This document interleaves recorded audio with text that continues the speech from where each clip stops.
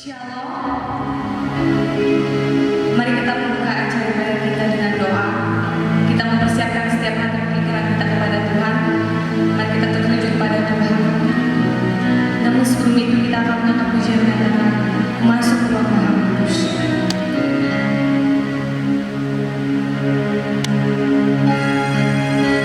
Kita menutup pujian dengan sungguh-sungguh di hadapan Tuhan.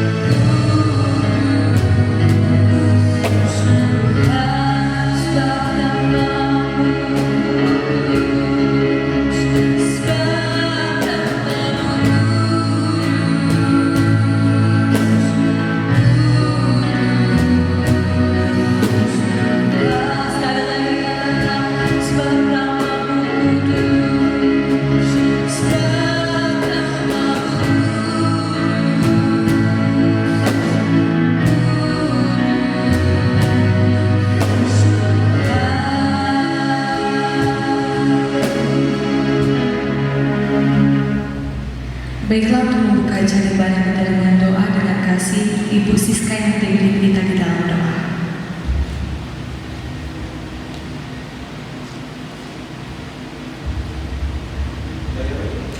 Mari kita bersatu di dalam doa. Bapa di surga, Allah yang kami sembah di dalam Yesus Kristus. Pada hari ini Tuhan, kami datang kepadamu, kami mengucap syukur akan segala kebaikan dan anugerah-Mu di dalam hidup kami, sehingga pada saat ini kami masih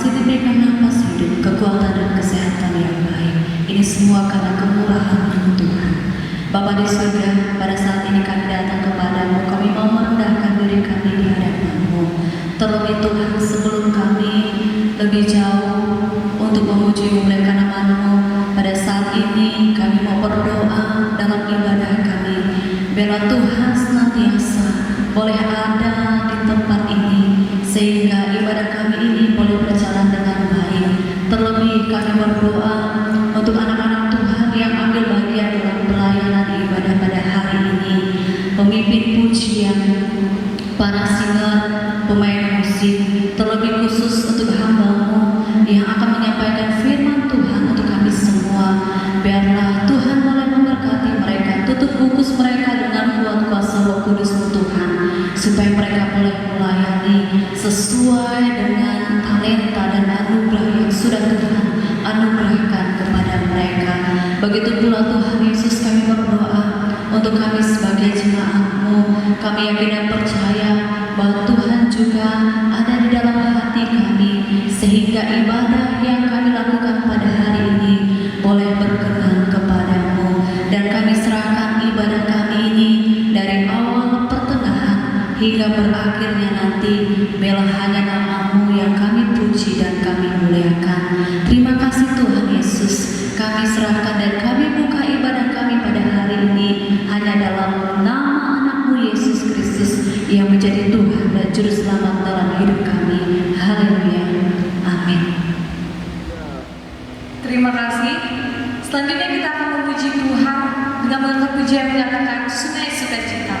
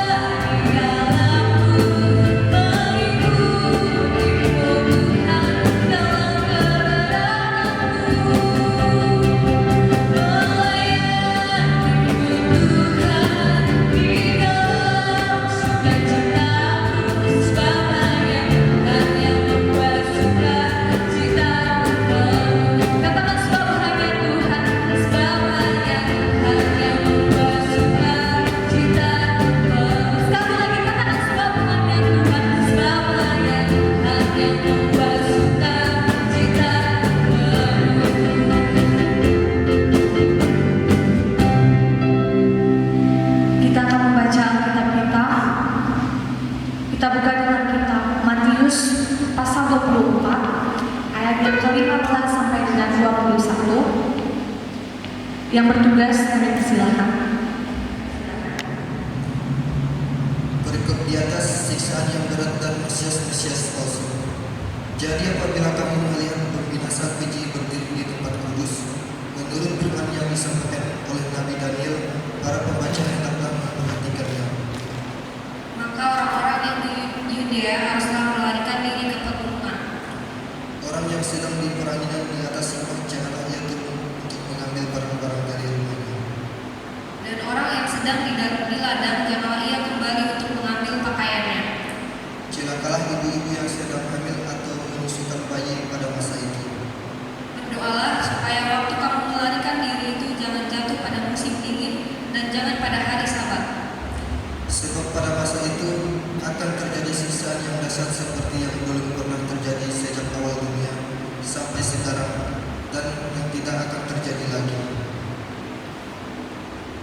Selanjutnya kita akan mengakui iman kita dengan pengakuan iman rasuli.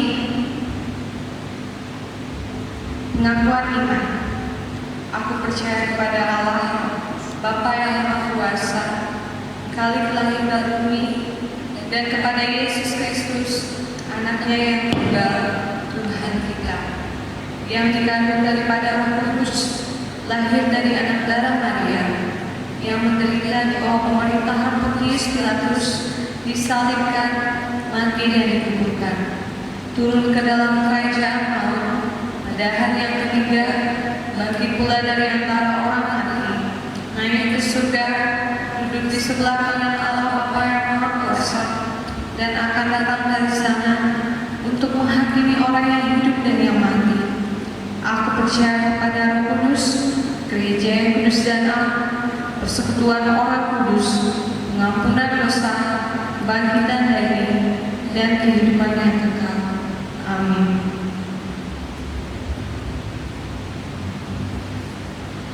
Kita akan memuji nama Tuhan dengan membuka dengan hidup yang kekal, halaman 77. Apakah kau suci?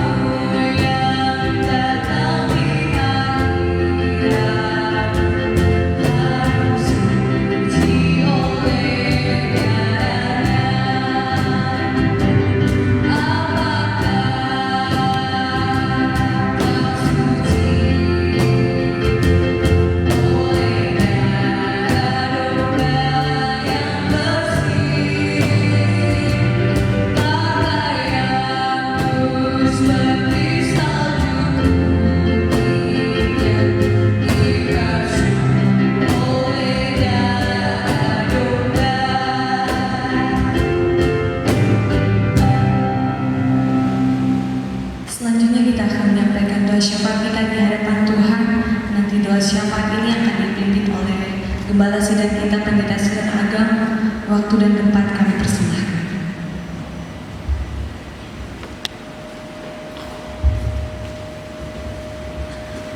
Marilah kita berdoa. Ya Tuhan Allah Bapa kami di surga, Bapa yang kami muliakan di dalam Yesus Kristus Tuhan kami. Pada hari ini kami bersyukur kami boleh melakukan ibadah kami, menyembah Tuhan, memuji Tuhan. Dan saat ini Tuhan kami berdoa mohon penyertaan pimpinan buat kami dalam kehidupan kami sebagai orang-orang yang percaya kepada Tuhan, terutama jemaat PPIK Immanuel Senakin. Biarlah mereka disertai dan dipimpin Tuhan, iman mereka dikuatkan oleh Tuhan, dan kesehatan mereka diberkati Tuhan. Dijauhkanlah mereka dari segala sakit penyakit, mara bahaya dan kecelakaan. Engkau yang menjadi benteng dan perisai bagi seluruh umat-Mu. Kami berdoa juga Tuhan untuk menyerahkan seluruh usaha dan pekerjaan kami sesuai dengan profesi kami sebagai jemaat-Mu. Kami mohon Tuhan menjaga, melindungi, dan memberkati seluruh pekerjaan dan usaha kami, supaya itu mendatangkan hasil yang baik. Kami boleh hidup sejahtera dari segala berkat yang Tuhan berikan kepada kami lewat hasil usaha pekerjaan kami, dan supaya kami jauh dari kemelaratan, dijauhkan dari kemiskinan, dan biarlah hanya Tuhan yang mencukupi segala keperluan hidup kami sehari-hari. Demikian juga Tuhan, kami berdoa untuk para pendeta, penginjil, gembala-gembala sidang yang melayani pekerjaan Tuhan di musim pandemi ini. Tentunya pelayanan yang dilakukan oleh hamba-hamba-Mu sangat terbatas dan tidak efektif lagi. Oleh karena itu, berilah kekuatan kepada hamba-hamba-Mu. Teruslah diperlengkapi dengan kuasa Roh Kudus, supaya hamba-hamba-Mu tetap senantiasa hidup di dalam Engkau dan terus melayani pekerjaan Tuhan, meskipun pelayanan yang dilakukan masih terbatas sampai pada hari ini. Engkau mencukupi keperluan hidup mereka sehari-hari dalam kehidupan mereka, baik makanan, minuman, keuangan, pakaian, dan sebagainya. Tuhan memberikan rezeki bagi mereka, sehingga mereka bisa bertahan hidup di dalam pelayanan di mana mereka berada. Kami berdoa juga Tuhan pada saat ini untuk pemerintahan kami, bangsa Indonesia, di mana Tuhan pada masa sekarang ini pemerintahan kami telah bekerja keras. Mereka harus menguras energi mereka untuk melaksanakan tugas mereka dalam menangani dampak daripada virus corona yang melanda dunia ini dan khususnya negara kami. Tuhan, berikanlah perlindungan kesehatan yang baik kepada seluruh pemerintah kami, dari pemerintah pusat sampai kepada pemerintah daerah, bahkan pejabat-pejabat negara kami, dan juga polisi dan tentara yang ikut mengambil bagian, bahkan relawan-relawan gugus tugas yang menangani COVID-19 yang terjadi sekarang ini. Tuhan, terus perlengkapi dengan kuasa, berikan hikmat kebijaksanaan kepada mereka, supaya mereka tidak kekurangan akal untuk menjalankan tugas mereka, terlebih dalam menangani dampak daripada virus corona sekarang ini. Kami berdoa untuk seluruh masyarakat Indonesia. Tuhan, kuatkanlah kami, teguhkan hati kami, supaya kami sabar, tabah, tegar menghadapi cobaan yang menimpa kami sekarang ini. Kami berdoa khusus untuk para medis, para dokter, para perawat yang bekerja keras siang malam menangani pasien-pasien yang terpapar oleh virus corona ini, dimanapun mereka bertugas. Tuhan, beri kesehatan kepada mereka, lindungi mereka, dan beri kesabaran kepada mereka. Teguhkan hati mereka agar mereka terus giat bekerja sampai permasalahan ini selesai. Kami berdoa juga untuk para pasien yang sedang terpapar oleh virus corona ini. Mereka menderita sakit. Tuhan Yesus, sembuhkanlah mereka dengan kuasa-Mu, dengan kuasa bilir-Mu Engkau sembuhkan mereka, supaya seluruh yang terkena virus corona ini sembuh secara total dengan kuasa Tuhan, supaya Tuhan yang memberi hidup kepada mereka, jauhkanlah maut dari mereka, sehingga mereka bisa hidup dan diberi umur panjang oleh Tuhan. Berkati ekonomi bangsa kami, keuangan negara kami, supaya bisa mencukupi untuk segala keperluan di negara kami ini. Bapak, terima kasih, kami serahkan semua dalam tangan-Mu, dan kiranya doa ini senantiasa dikabulkan oleh Tuhan. Di dalam nama Yesus Kristus kami alaskan doa ini. Haleluya. Amin. Baiklah, tiba saatnya kita akan mendengarkan kebenaran firman Tuhan yang akan disampaikan oleh hamba-Nya. Namun sebelum itu kita akan mengangkat pujian yang mengatakan, Kau berfirman. Mari kita melakukan setiap pujian di hadapan Tuhan. Kita melakukan pujian dengan sungguh-sungguh di hadapan Tuhan.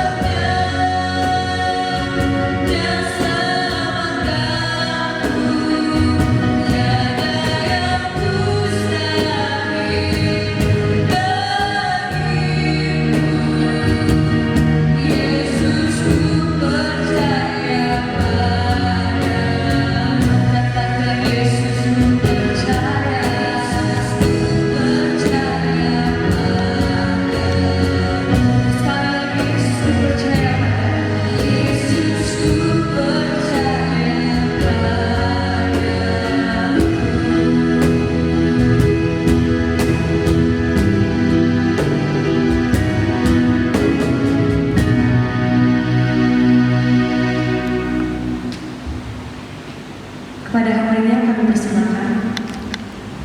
Salam sejahtera bagi saudara-saudara sekalian dan salam sehat selalu. Saudara yang saya kasih di dalam Tuhan, pada masa ini, di tahun ini, ada sebuah kata yang telah menjadi tidak asing lagi bagi masyarakat yang ada di dalam dunia ini, yaitu kata lockdown. Nah, saudara yang dikasihi Tuhan, kata lockdown ini muncul karena adanya pandemi corona atau COVID-19. Di beberapa negara melakukan lockdown untuk memutus mata rantai corona ini.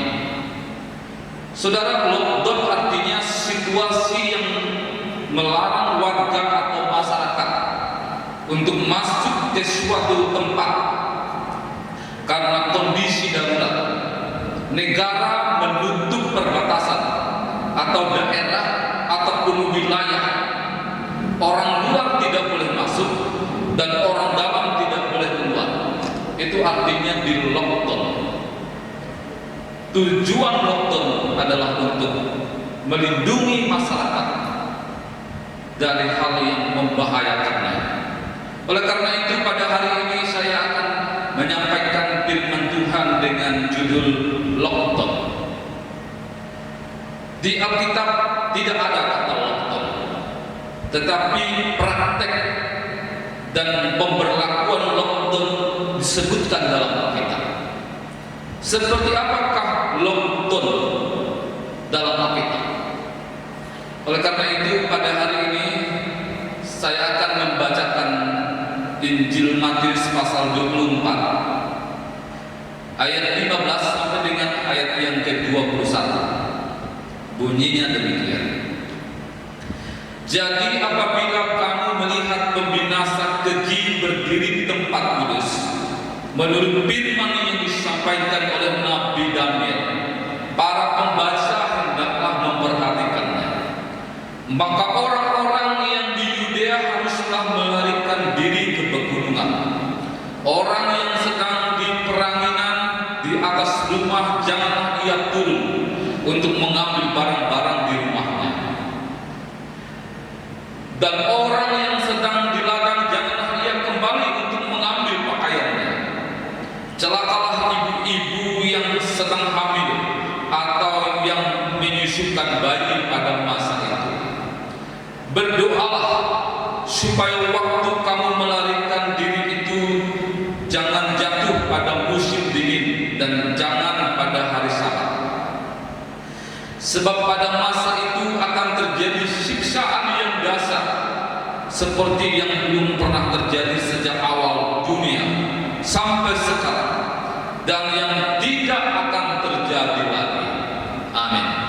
Demikian pembacaan firman Tuhan pada hari ini. Saudara-saudara, ketika kita membaca ayat firman Tuhan ini, telah tergambar dengan jelas apa yang dimaksud lockdown di dalam Alkitab ini. Karena di dalam beberapa ayat yang kita baca, khususnya kalau kita melihat di ayat yang ke-16, di situ orang-orang yang di Yudea harus melarikan diri di pegunungan. Artinya setiap orang harus bersembunyi di suatu tempat. Di ayat 17 juga disebutkan bahwa orang-orang yang di peranginan di atas rumah dilarang untuk mengambil barang di dalam rumah. Mereka harus tetap stay di tempat. Di ayat 18, orang yang di ladang tidak boleh pulang untuk mengambil pakaiannya, tetap di tempat. Ini menggambarkan satu keadaan yang tidak mengizinkan bagi siapapun, terutama bagi orang Yahudi, orang-orang yang percaya kepada Yesus, untuk keluar dari rumah atau berpergian ke tempat lain. Di ayat yang ke-19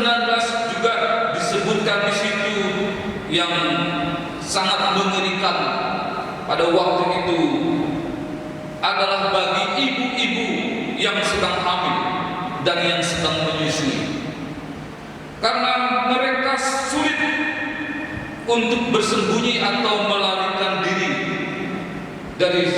dari rumah mereka karena sedang hamil, karena bayi mereka masih kecil.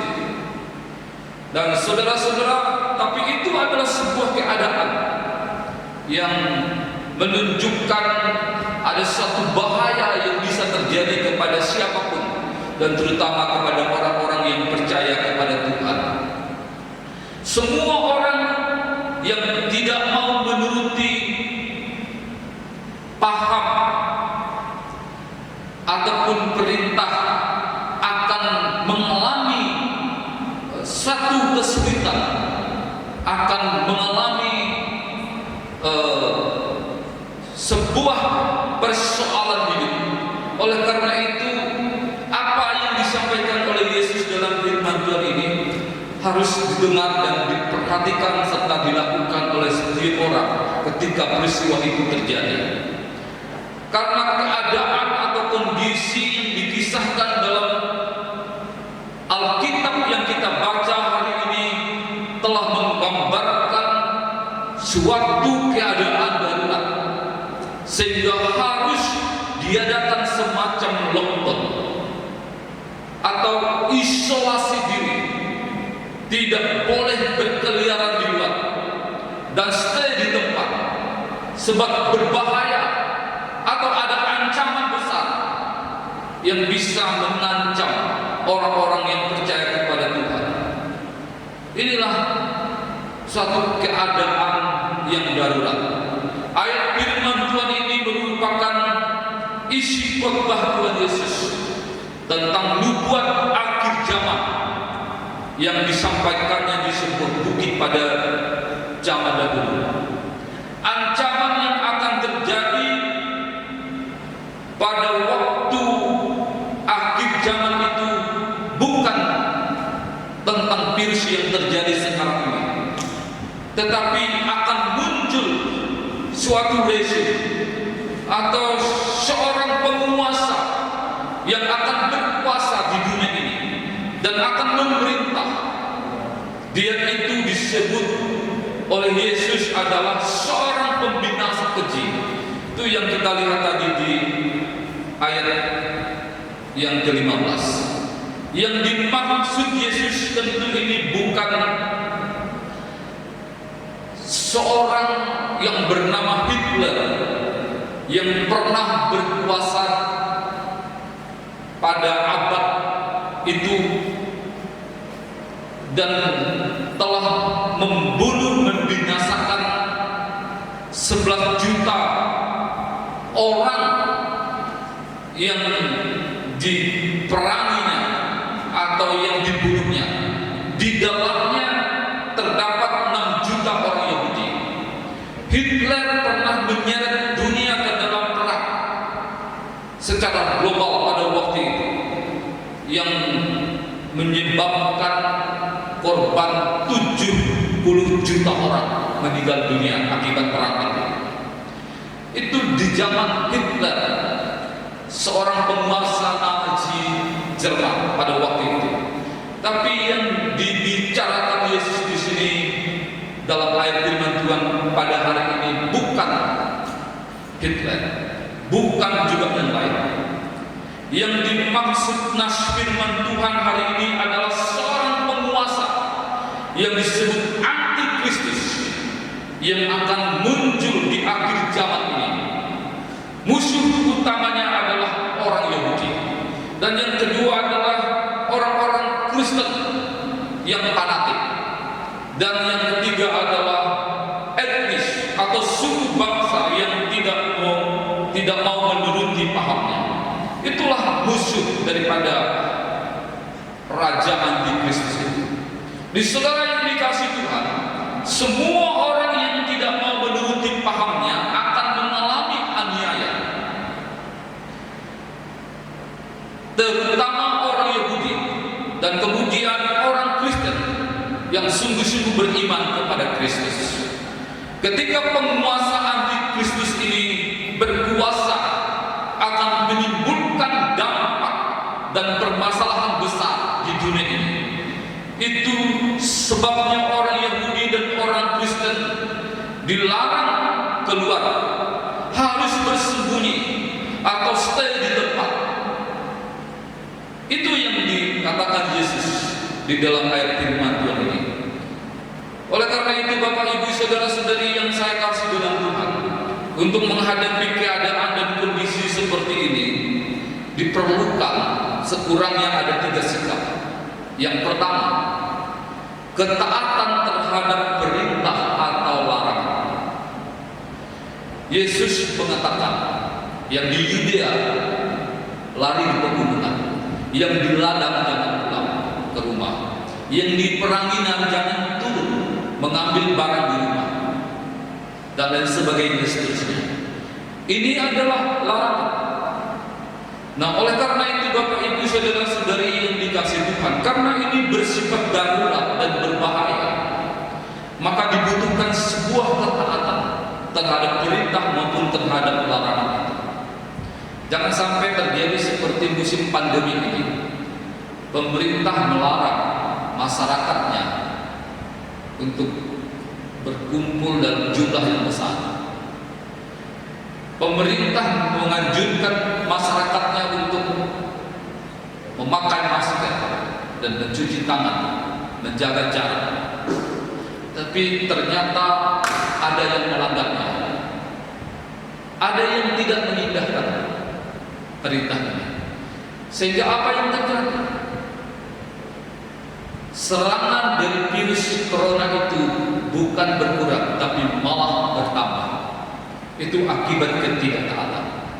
Ketika kita taat terhadap perintah dan larangan, maka aman hidup kita, maka kita selamat, maka peristiwa yang mengerikan itu, yang mengancam nyawa kita itu, akan dijauhkan dari kita. Jadi hal yang pertama, sikap yang pertama yang perlu kita kembangkan adalah ketaatan terhadap perintah atau larangan. Yang kedua, kekuatan iman kepada Kristus Yesus, kekuatan iman. Saudara-saudari yang dikasihi Tuhan, pada waktu itu antikristus akan menangkap dan menganiaya dan akan membunuh orang-orang yang beriman kepada Yesus, yang tidak mau mengikuti pahamnya, yang tidak mau kompromi dengan dia, yang tidak mau bergabung dengan dia. Saudara, ini adalah sebuah ancaman. Kalau kita tidak beriman, maka kita berhadapan dengan Tuhan. Tapi kalau kita mempertahankan iman kita di hadapan antikristus, maka kita akan berhadapan dengan antikristus, dan bahaya akan mengancam kita pada waktu itu. Saudara-saudara, ketika kita kuat dalam iman kita kepada Kristus, namun kita akan terancam. Iman Kristen harus siap menghadapi resiko besar itu. Jangan sampai pada waktu itu orang-orang yang beriman kepada Kristus menyangkal Yesus atau mengkhianati Tuhan Yesus, lalu meninggalkan Yesus karena takut kepada antikristus, menyerah atau menyerahkan diri kepada pembinasa keji ini, tetapi telah melawan kebenaran firman Tuhan. Oleh karena itu, saudara, mempertahankan iman itu berarti kita berhadapan dengan risiko. Sebab siapa yang bertahan akan selamat. Itu yang kita lihat di ayat yang ke-13 yang mengatakan, tetapi orang yang bertahan sampai pada kesudahannya akan selamat.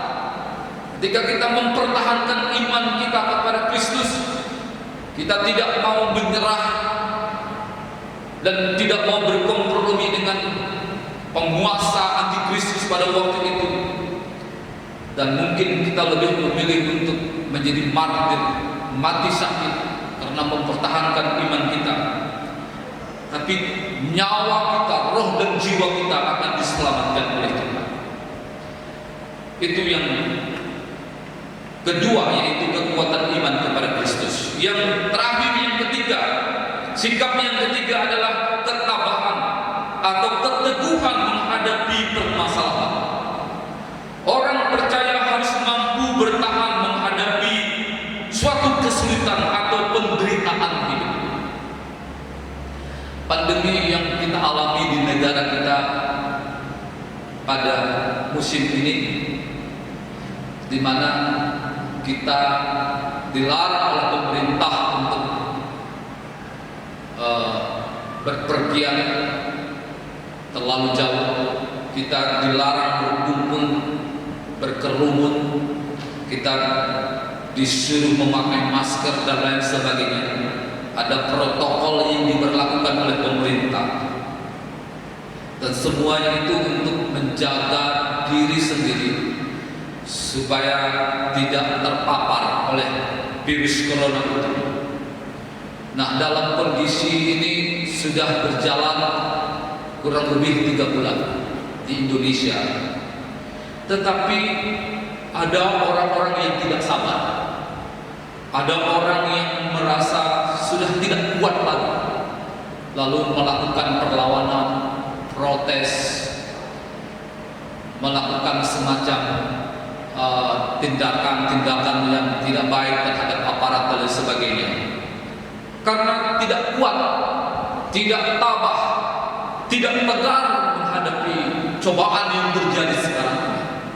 Saudara, pandemi corona ini kalau dibandingkan dengan apa yang kita baca di dalam firman Tuhan hari ini, yang akan dilakukan oleh rezim antikristus itu sebenarnya tidak sebanding. Rezim antikristus yang berkuasa di dunia pada masa yang akan datang akan lebih keras, akan lebih berbahaya, dan semua orang akan berbenturan secara fisik dengan mereka. Tetapi yang diperlukan di sini, perlu ada sebuah ketabahan ketika kita bersembunyi, stay di tempat. Mungkin kita sembunyi di hutan, di pergunungan dan sebagainya, atau di rumah dengan mengunci rumah dengan rapat. Mungkin dengan waktu yang cukup lama, antikristus ini akan menjadi raja di dunia ini selama 7 tahun.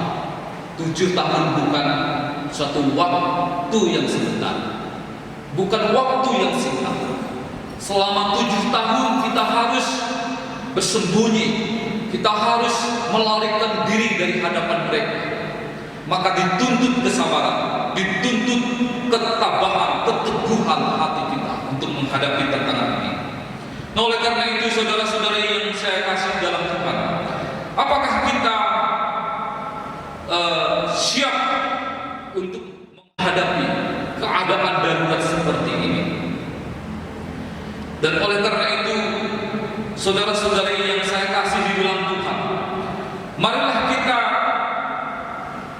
sebagai orang Kristen memiliki dan melakukan 3 sikap yang disebutkan dalam kebenaran firman Tuhan hari ini. Ketika kita menghadapi situasi yang sulit ini, yaitu kita perlu memiliki ketaatan, kekuatan iman, ketabahan atau keteguhan hati menghadapi tantangan ini. Sebab setiap peristiwa dapat terjadi kapanpun dan tidak bisa dibendung, tidak bisa dihentikan, terkecuali kita bersembunyi, stay di satu tempat, melarikan diri untuk menyelamatkan diri. Saudara, inilah keadaan yang akan terjadi pada masa yang akan datang di depan kita. Oleh karena itu, ketika kesulitan besar akan terjadi di depan kita di masa yang akan datang, setiap orang-orang yang percaya kepada Tuhan harus siap menghadapi ini.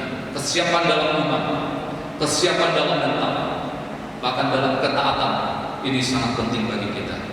Demikian kebenaran firman Tuhan yang dapat saya sampaikan kepada saudara-saudari pada hari ini. Semoga menjadi berkat bagi kita. Mari kita berdoa.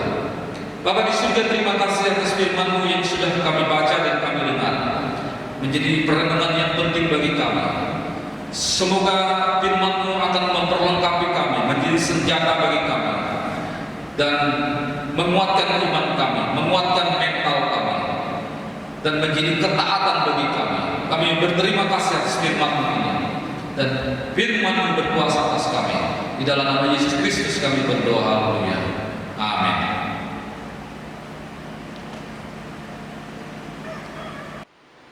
Itulah kebenaran firman Tuhan yang telah disampaikan oleh hamba-Nya. Biarlah firman Tuhan ini dapat menjadi berkat dalam hidup kita. Selanjutnya kita akan memberikan yang terbaik buat Tuhan, yaitu persembahan. Untuk mengiringi kantong persembahan ini kita buka dalam nyanyian Hidup yang Kekal, halaman 226, berkat yang tentu.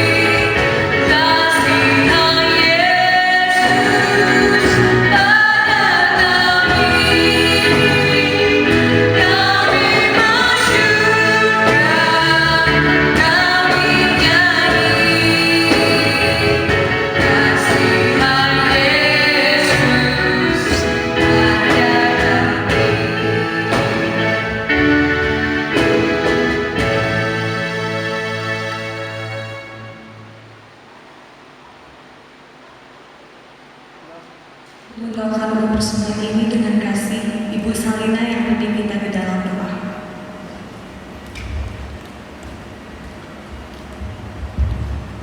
Mari kita berdoa. Bapa, terima kasih buat kebaikan kepada kami pada pagi hari ini. Kami bersyukur karena kebaikan Tuhan. Kami boleh melakukan ibadah kami walaupun secara online. Tuhan, terima kasih buat firman-Mu yang boleh kami dengar. Biarlah firman ini memberi kekuatan di dalam kehidupan kami. Dan terima kasih juga buat puji-pujian yang boleh kami naikkan kepada-Mu ya Bapa. Dan pada pagi hari ini Tuhan, kami mau berdoa secara khusus untuk uang persembahan yang sudah kami berikan. Mari Engkau memberkati tangan-tangan yang sudah memberi maupun yang belum sempat pada hari ini. Tuhan, Engkau berkati mereka melalui usaha dan pekerjaan yang dipercayakan kepada mereka. Terima kasih Tuhan. Kami juga berdoa untuk badan pimpinan jemaat yang mengelola keuangan ini, dan diberikan hikmat, kekuatan kepada mereka akan dapat mempergunakan uang persembahan ini dengan baik untuk memperluas pekerjaan Tuhan di tempat ini. Terpujilah nama-Mu Bapa. Dalam nama Yesus Kristus kami bersyukur. Haleluya. Amin. Terima kasih. Baiklah, kita akan menutup acara ibadah kita dengan doa berkat. Kepada hamba-Nya kami persilahkan.